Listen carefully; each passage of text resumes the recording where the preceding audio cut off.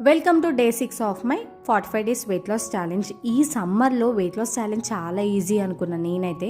కాకపోతే అడ్వాంటేజ్ ఉంటుంది కదా, వాటర్ ఎక్కువ తాగితే మనకు ఆకలి వేయదని అనుకున్నా. బట్ నేను వాటర్ తాగుతున్నా అండ్ నాకు ఊకే ఆకలి కూడా వేస్తుంది.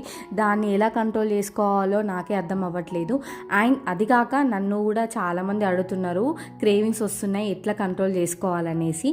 ఫస్ట్ థింగ్, నిజానికి చాలాసార్లు మనకి థర్స్టీగా ఉన్నా కూడా అది ఆకలిలా అనిపిస్తుంది. ముందు ఒక గ్లాస్ అయితే వాటర్ తీసుకోవాలి. దాని తర్వాత జీరా సోంపు వాటర్ నైట్ టైం తాగడం వల్ల ఆకలిని కంట్రోల్ అయితే చేస్తుంది అండ్ మంచి నిద్ర పట్టేలా యూజ్ అవుతుంది. అండ్ ఆకలి వేసినప్పుడు వెంటనే ఏం తినకుండా ఒక 20 మినిట్స్ అయితే వెయిట్ చేయండి. మైండ్ డైవర్ట్ చేస్తే ఆ క్రేవింగ్స్ అయితే వెళ్ళిపోతుంది. మెయిన్గా సెల్ఫ్ కంట్రోల్, మైండ్ కంట్రోల్ ఖచ్చితంగా కావాలి.